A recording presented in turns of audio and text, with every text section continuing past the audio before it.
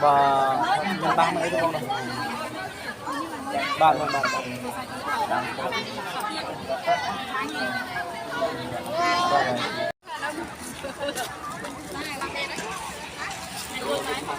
ngật giờ làm cuốn rồi bắn chụp bay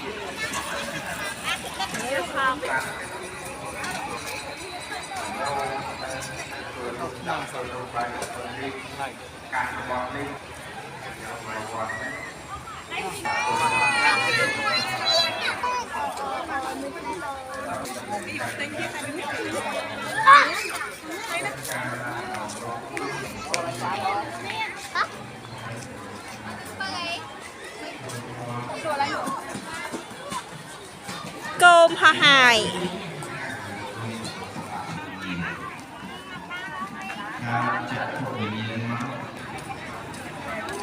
nộp mà đấy hoặc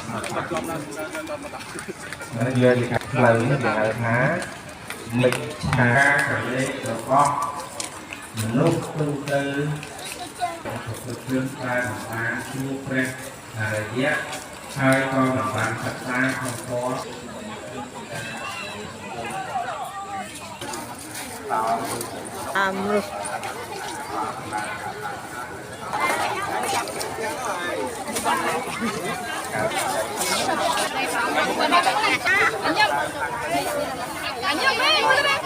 đừng cho họ bị trộn đấy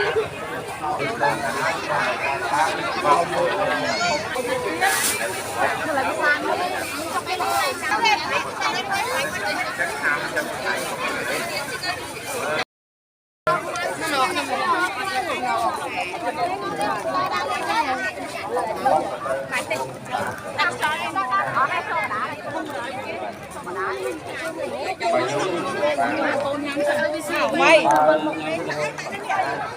mời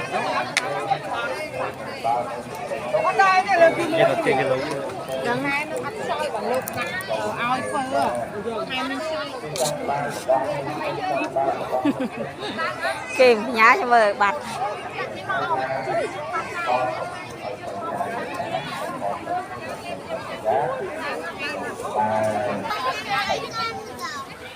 và ba mấy đúng không